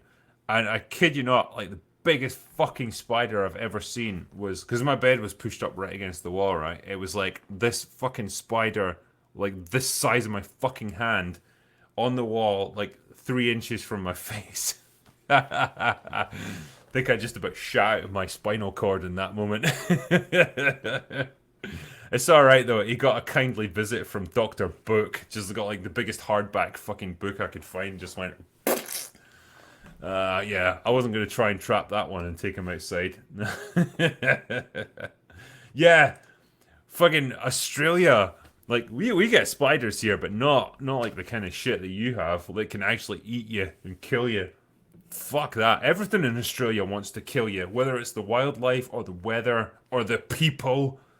Damn, man. Yeah, you couldn't pay me to live in a fucking terrifying place like that. Yeah, a normal day in Australia. Yeah. I guess you guys are just desensitized to that shit. Reverend John says, critically drunk review of Children of Men, please. Yeah, one. You gotta respect the action sequences in that. Just one long continuous take. Yeah, interesting movie. Um, been about 10 years since I've seen it, but I remember being pretty impressed with it at the time. It was Clive Owen that was in that, as I recall. I think he was really good. Carson Vance says, if you liked Arcane, I highly recommend you watch and review Cyberpunk Edge Runners. Well, if it's on the same level as Arcane, then fucking sign me up, because I'm looking for the next show like that. Chris M says, hi Drinker, here's a token of my appreciation for your amazing Ryan Drake series. I listened to them all in about 10 weeks. What a wild ride. Awesome, man. I'm glad you enjoyed it. And yeah, honestly, just you having bought them and read them is thanks enough. But yeah, cheers, mate. Will Forster says, thoughts on the final season of Better Call Saul? I'm a fan of your content, by the way. I honestly, I would love to give you my thoughts on Better Call Saul. I just haven't seen it. I watched the first few episodes, didn't quite get into it. I love Breaking Bad, just Better Call Saul kind of passed me by. And so, yeah, I apologize. I just don't have anything to offer there. Thoughts on the action scenes of Triple R? Ridiculous, over the top, absolute nonsense, and fucking awesome. You know, it's just one of those movies. Like that's what Indian movies are like. They are over the top. They are crazy, and that's just how they're done. It's something you just kind of have to accept, I guess, about the culture and the way that they make films. And once you get yourself into that mindset, it's totally fine. I've got to love it for the sheer over the top bravado of it all. Yeah, I very much enjoyed it.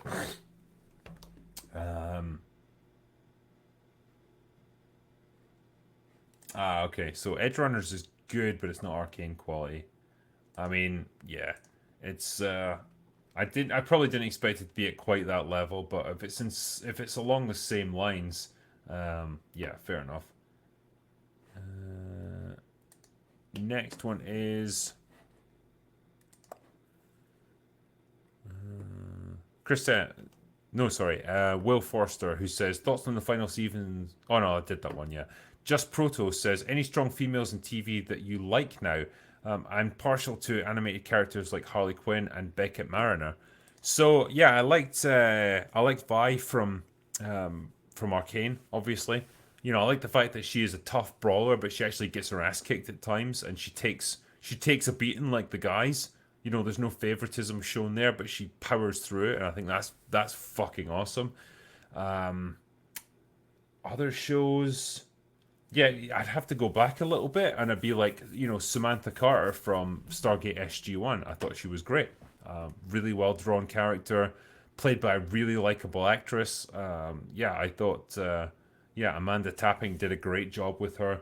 I loved Claudia Black playing Erin in Farscape. Again, a brilliant actress that was perfectly cast for the role, and she just gave Erin such depth and such nuance. Such a well drawn, well written character. Those are some of my favorites. But then I'm having to jump back like 15 years to get to things like that. There's not many that are coming out now where I think, yep, you did a great job with that one. I really like her, and it's a shame. The next one is Johnny Recaps Movies. Says Johnny from Belfast. I wrote a horror novel over lockdown and I'm ready for the next stage. Do you have somebody edit your novels? And if so, which type of editing? Cheers. Yeah, so I mean, because I'm with publishing houses, like I've got editors who do all that for me. So they've got various stages that you go through. You've got like a copy editor who's going to do like the most basic, like the structural stuff. Like that's like where you might have to change whole chapters or whatever.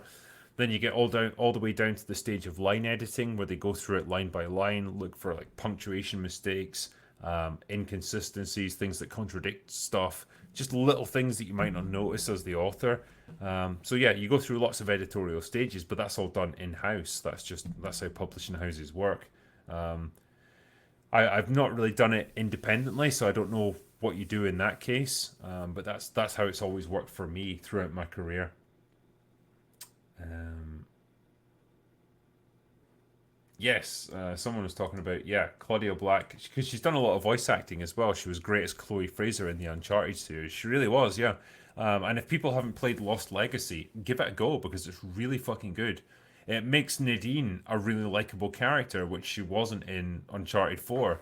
But it's like a redemption arc for her almost, like a whole new adventure that she goes on with Chloe.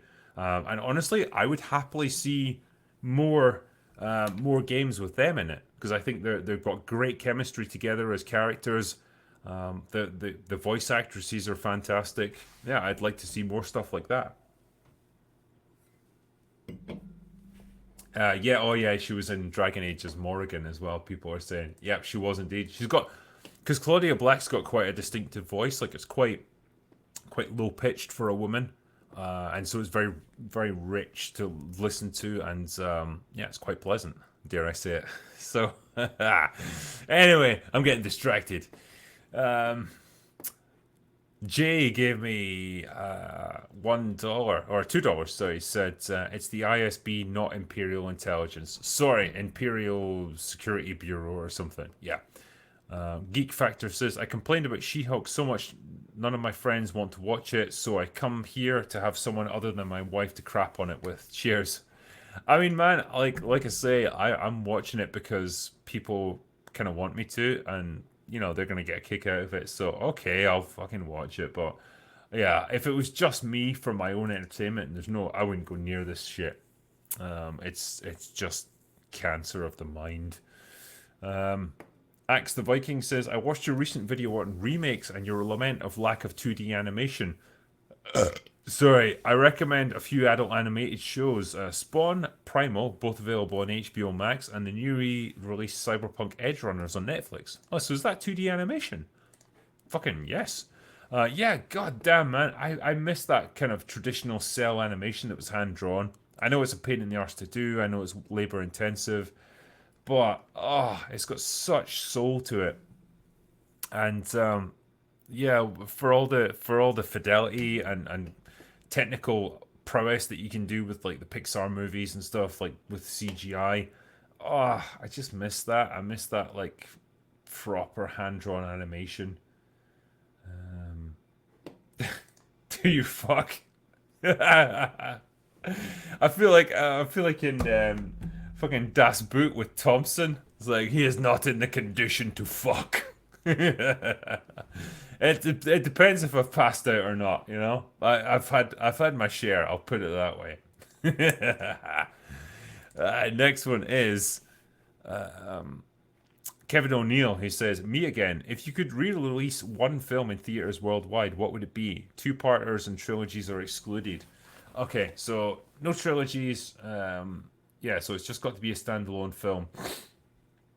I would re-release Flash Gordon into cinemas. I love that movie. I've got such fond memories of watching it. Again, I think with my dad and stuff when I was a little kid. It's campy, it's ridiculous, it's over the top, but God, it's glorious, and I would love to see that get re-released. Um, Ian Petries gave me £2, so thanks, man. Derek says the actress said she needed therapy to deal with the fight scenes. It shows. Yeah, fucking therapy.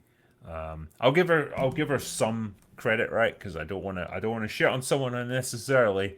She did say it was to train herself not to flinch when guys were coming at her with swords. It wasn't because like she did the fight scenes and then she was so traumatized by it she needed therapy.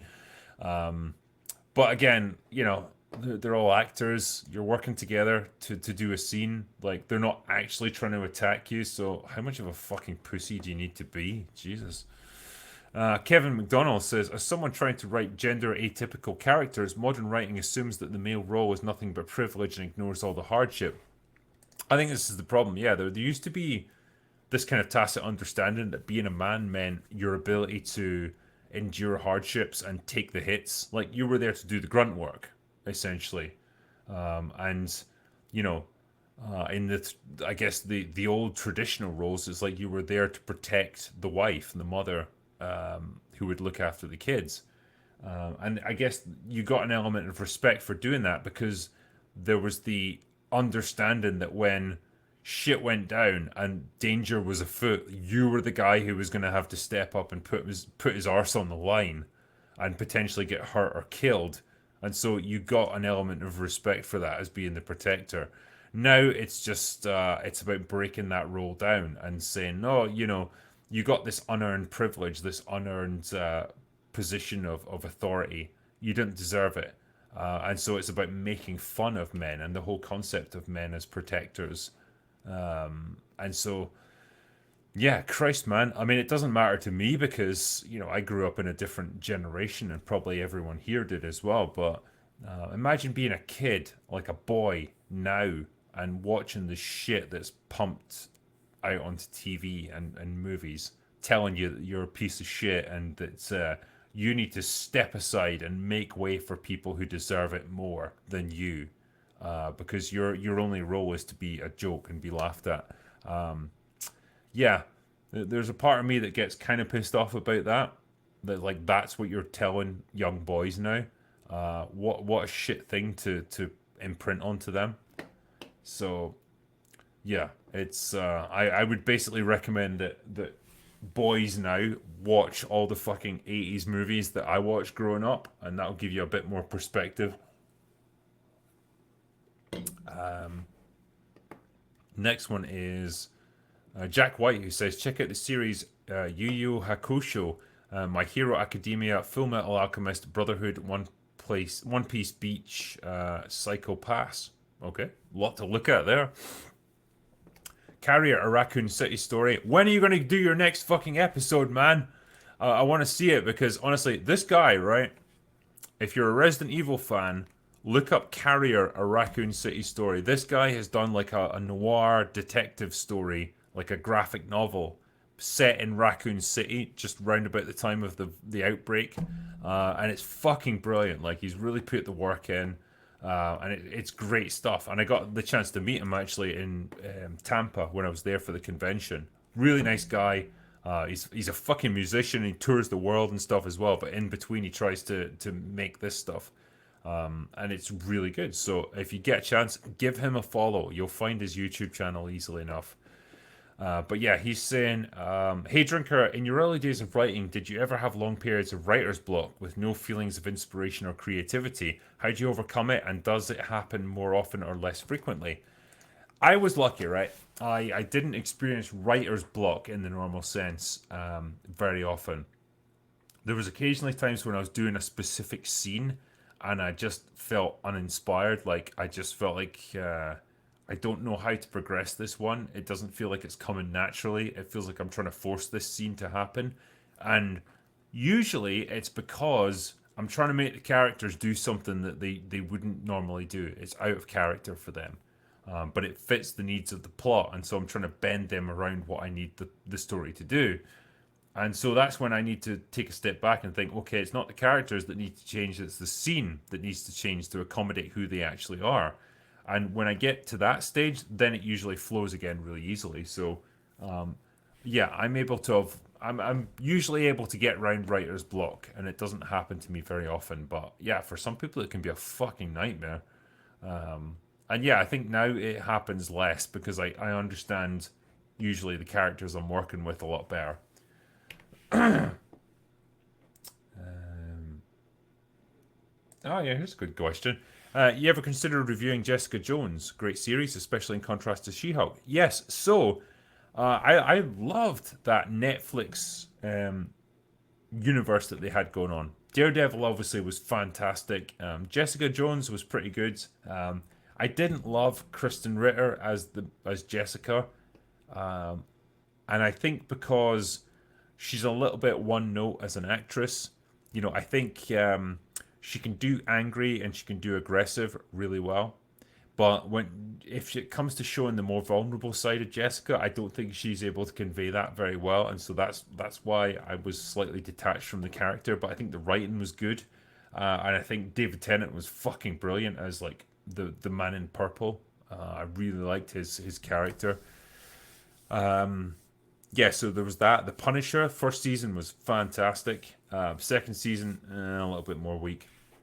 I never really got into Iron Fist. I found that a bit shit. But yeah, compared to She-Hulk, yeah, Jessica Jones is absolute fucking poetry. It's like a masterpiece. And it would be interesting to actually compare the two shows and see like why one worked and the other one didn't. Shave your head into a mohawk and go full Travis Bickle. One day, one day. Next one's Mr. McGilletto says, "Did Oberyn's speed help him beat the mountain?" Lol. Yeah, exactly. He could have beaten him. I do acknowledge that. He had him, but he had to fucking get that confession out of him. He should have just kept fucking knifing him with his spear. You know, he had him on the ground. Just kill him. You don't need the rest of it. But yeah, it was his desire for vengeance and absolution, I guess, that got him. He really wanted to like get Tywin, and yeah, that was his undoing. But man, he died one of the most horrific fucking deaths in Game of Thrones. Like that, getting your eyes gouged out, your teeth punched out, and then your head caved in. Like, damn, man. Jack White says, I listened to Viva Barnes' live stream a couple of weeks ago, and Barnes talked about a group of pension funds and investors that are planning to sue ESG companies. Whoa. I mean, if they do it, good luck to them. But man, that you're going up against the big boys right there. I feel like they'd be able to afford better lawyers than you. Derp Skington says, I'm sure you've been asked this before, but have you discovered or covered The Wire? Can we ever expect to get a video on the series from you? Like all the stuff that you do, keep it up. Yeah, so the Wire passed me by when it was actually on, and because it went on for so long, like I feel like now I've just got a hell of a mountain to climb when it comes to doing it. Like there's a lot of content I would have to get through to be able to cover it, and I don't know if I've got the time, man, and that's the sad thing. But yeah, I know people talk about it so fucking like glowingly. I think that was one of those shows that just set the benchmark for like what TV was going to be. And yes, it's a shame that I kind of missed out on it at the time. Just give me a second. I just need to refresh the list.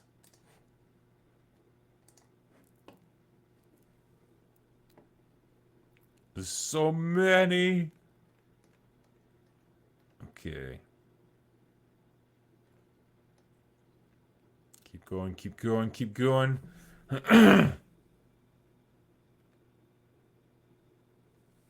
Holy shit, there is a lot there. I don't want to miss any, that's the thing. I want to make sure I like get them to line up.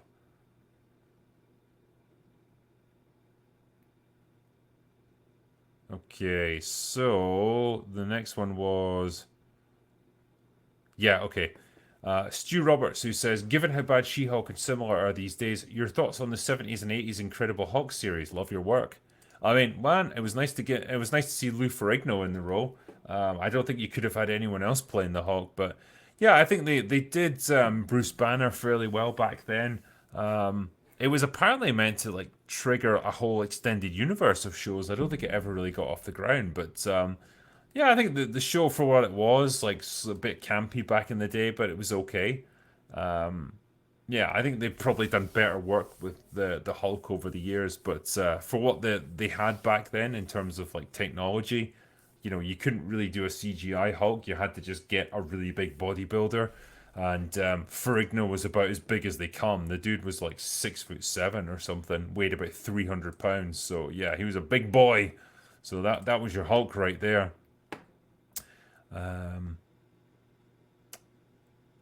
Son of a Pirate gave me £1, so thanks, man. B-Buster says, just started reading my copy of Dark Harvest. Should finish this weekend. Good stuff, man. I hope you enjoy it. Cannon Falderall says, Drinker, loved your chat with the other authors from the other week.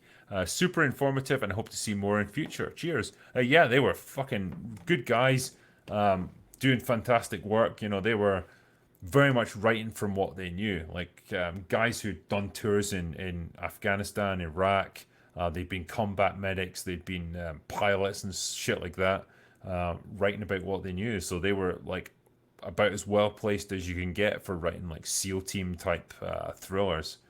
So it was very interesting to talk to those guys. So yeah, I will try and do more stuff like that in future.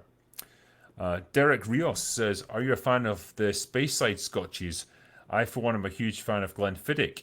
Thank you for being a voice for fans, all types of media, and keep fighting the good fight. Cheers." Yeah, I don't mind the Speyside malts at all because they're quite soft compared to like the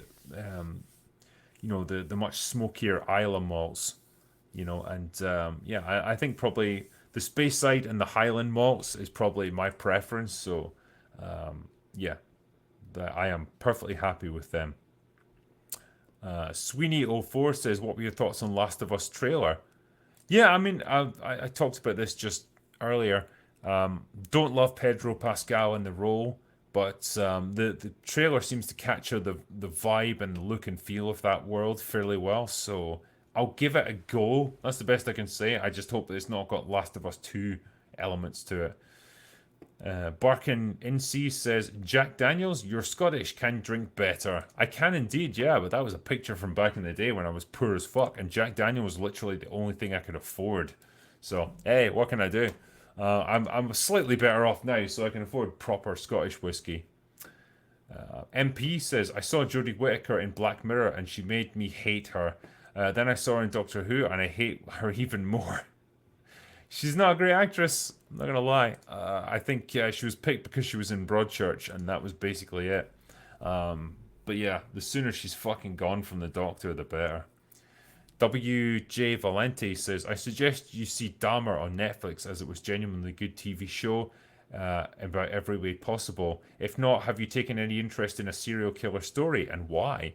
Yeah, I mean, I'm not a serial killer myself, but yeah, I started watching Dahmer, so I've seen the first couple of episodes, and yeah, it's brilliant. Like, the performances are great, the direction's great, properly sinister. Like, I'm not too well up on my American serial killers, so I didn't know much about Jeffrey Dahmer initially. Um, but there's another uh, there's another BBC drama I think they did called Des, and it had David Tennant in it playing like a British serial killer, another real life one who very much like Dahmer preyed on young homosexual men, lured them back to his place, murdered them, cannibalized them, and did lots of very unpleasant things. And again, just played the role like properly sinister, like very matter of fact about how he described the whole thing after he got caught. So, yeah, good stuff. But yeah, there's something bizarrely fascinating about people like that. There's always part of you that just wonders, like, man, what broke in you that made you do this? Like, what turned you into this person? What do you get out of it? What's your motivation? And if they can shed a bit of light on that, fair enough. You know, I'll be interested to watch the rest of Dahmer and see where it goes. Jack Penn says, "Would you do a review of The Sadness? Film is just savage." Yeah, I mean, I'd have to watch it first. Night King 01 says, "I think if you tie up your worst enemy and show them She-Hulk, he will become your best friend for life just by turning it off for him." Yeah. You could probably use it for like training CIA agents in case they get captured and interrogated. It's like, look, we need to prepare you for the worst possible torture you could ever endure. So here's She-Hulk, and we're going to lock you in a room with this until you've seen the whole series. Ian Petrie says, have you read Ian M. Banks's culture books? What would you think of a film based on them? Yeah, so this is like a kind of utopian sci-fi society, like in the far future, where they've essentially overcome all the problems that we have now. I haven't read them myself. I just know about them, but I know like they were really well received. But yeah, to talk more about it, I'd really have to read them myself. I just right now I don't have time for it, unfortunately. Dragon of Dragons says the second the profit income starts to sink, the investors bail quicker than a leftist in a church. Yeah, indeed. It's funny how ideology can never trump that fucking bottom line profit and loss statement. Andrew Reddy says, "G'day, drinker. I would like to know your thoughts on the science fiction movie Soylent Green with Charlton Heston. Yeah, it's people. I would like to see an acclaimed director such as Nolan or Villeneuve do a remake. Yeah, I mean, it's Soylent Green. It's one of them classic sci-fi movies, man. Proper sinister once you see the rationale behind it. But man, feels like we're not too far away from that ourselves. They're already wanting us to eat fucking crickets or whatever. Like eat the bug burger. It's like nah, I think I'd rather eat a cow, thank you. Um, yeah, it's sinister shit, and it dealt with some interesting issues that were in a lot of ways way ahead of their time. Yeah, live in the pod, eat the soylent. Day of the Triffids, yeah, that was another good one. Fucking hell. I read the book. The book was really good. The the TV adaptations, they always struggle to make the Triffids not look fucking ridiculous, because it's ultimately plants waddling around. Um, Beer Zerker says, "Drinker, I just cracked open a bottle of tomato and scotch. Cheers. Good one, man. Enjoy it. It's good stuff." Mandanara says, "Cape shit needs to die. It really fucking does. I'm getting so tired of it." Wayland Pacific says, "Have you seen the Coen Brothers' True Grit? It's actually more accurate to the book and really grounded. If you haven't, I think you will enjoy it." Yeah, Jeff Bridges was fucking great in that. Yeah, really enjoyed True Grit. I think it was originally John Wayne who played it, but the remake is one of those few instances where they did a really good job with it. And yeah, it doesn't exactly have a proper happy ending, but I really like True Grit. Felt like it was a total callback to a different era. Claudio Rogajan says, "You probably answered it, but Deadpool Wolverine." Yeah, I did answer it, and yeah, when you rewatch it, you get my thoughts. But I just hope they don't fuck up Wolverine and undo all the good work of Logan. And the last one I'll do for tonight because I've been going for a while now, and my throat's getting really dry. Says Robert Thompson says, "Production hell video about the 13th Warrior. The movie was finished, the studio hated it. Suddenly, a new director and composer and recasts, reshoots, and it ended up being one of the biggest bombs in history." I didn't know that actually because I liked the 13th Warrior. I'm surprised. I thought it was really good. I don't know what the original was meant to be, but yeah, I thought it was pretty decent movie, and I know it bombed, but I don't think it deserved to. If you know what I mean, I thought the quality was definitely there. Yeah, it'd be interesting to know more about the story of that. But yeah, I'll probably finish it up there. I know there's quite a few more super chats that came in while I was doing this. I just couldn't quite keep up with them. But I will do a catch up stream to make sure I cover them all. I am going to be though. So you guys know, I'm going to be on Friday Night Tights tomorrow night. So look for me there if you want to catch up with me. I'll be talking about the latest Rings of Power episode, I'm sure, because I can't wait to watch that one. That was painful. But anyway, yeah, I'll do that. And for now, thank you guys for tuning in for this. Thank you for all the really generous super chats that you guys have sent in. As always, I really appreciate it. Thank you to my mods as well for keeping the peace in chat and for doing the awesome work that you guys always do. And for now, that is all I've got for today. So, go away now.